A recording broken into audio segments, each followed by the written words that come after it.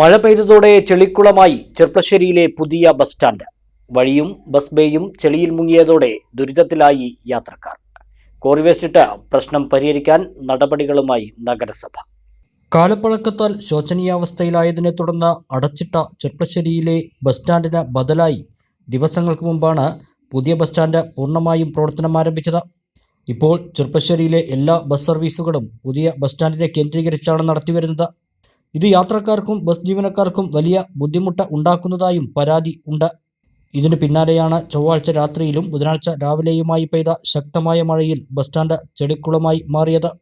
കേവലം 5 ബസ്സുകൾക്ക് മാത്രം പാർക്കിംഗ് സൗകര്യമുള്ള പുതിയ ബസ് സ്റ്റാൻഡിൽ മുഴുവൻ റൂട്ടുകളിലേക്കുമുള്ള ബസ്സുകളെയും ഉൾക്കൊള്ളാൻ സാധിക്കാത്തതിനാൽ സമീപത്തെ സ്വകാര്യ വ്യക്തികളുടെ സ്ഥലം ഉപയോഗപ്പെടുത്തിയാണ് നിലവിൽ ബസ് സ്റ്റാൻഡ് പ്രവർത്തിക്കുന്നത്. ഈ ഭാഗങ്ങളാണ് മഴയെ തുടർന്ന് യാത്രക്കാർക്ക് ദുരിതം സമ്മാനിച്ചത്. ഈ ഭാഗങ്ങളിൽ നിന്നും ചെളിവെള്ളം ബസ് സ്റ്റാൻഡിലേക്കുള്ള വഴിയിലും സ്റ്റാൻഡിൽ കട്ട പതിച്ച ഭാഗങ്ങളിലേക്കും വ്യാപിച്ചതോടെ യാത്രക്കാർക്ക് ചെളി തൊടാതെ കടന്നു പോകാൻ കഴിയാത്ത അവസ്ഥയായി.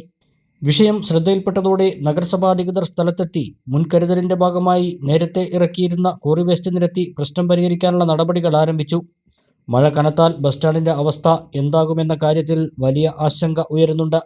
പുതിയ ട്രാഫിക് സംവിധാനവുമായി ജനങ്ങൾ സഹകരിക്കുന്നുണ്ടെന്നും ഉയർന്നുവരുന്ന പ്രശ്നങ്ങളും പരാതികളും പരിഹരിച്ച് മുന്നോട്ടു പോകാനുള്ള ശ്രമമാണ് നഗരസഭ നടത്തുന്നതെന്നും അധികൃതർ പറഞ്ഞു. സംശയമൊന്നുമില്ല. കാരണം നിങ്ങൾക്കറിയപ്പോൾ നമ്മുടെ ബസ് സ്റ്റാൻഡിൽ സ്വകാര്യ സ്ഥലമാണെങ്കിൽ ആ സ്വകാര്യ സ്ഥലത്ത് നമ്മൾ വളരെ വൃത്തിയിൽ മണ്ണെല്ലാം ഒരുപോലെ ഇട്ടുകൊണ്ട് ബസ്സുകാർക്ക് വളരെ വേനൽക്കാലത്ത് തന്നെ വളരെ തിരിക്കാനും പിടിക്കാനൊക്കെ സൗകര്യങ്ങളാണ്. നമുക്ക് അന്ന് തന്നെ അറിയാം. അപ്പോൾ ഒന്ന് വെട്ടി നിരത്തിയ സമയത്ത് അവിടെ GSP ഇടേണ്ടി വരുമെന്നറിയാം. പക്ഷെ മഴ പെയ്തിട്ട് GSP ഇടുകയാണ് ഏറ്റവും നല്ലത് എന്ന് ബസ്സിൻ്റെ ഡ്രൈവർമാരും അവരെല്ലാം പറഞ്ഞു. അത് മതി, എന്നിട്ട് മതി എന്ന് പറഞ്ഞു.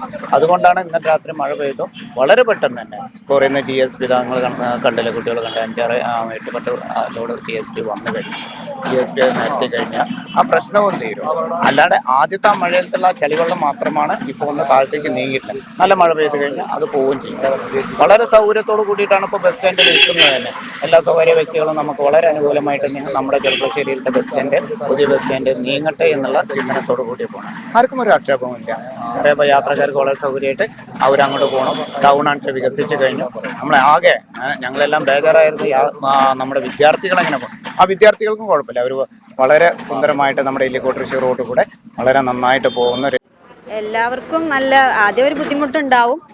പിന്നെ യാത്രക്കാർക്കായാലും നമ്മളെ ബസ് തൊഴിലാളികൾക്കായാലും. പക്ഷെ ഇപ്പോൾ പ്രവർത്തകമായിട്ട് പ്രശ്നങ്ങളൊന്നുമില്ല.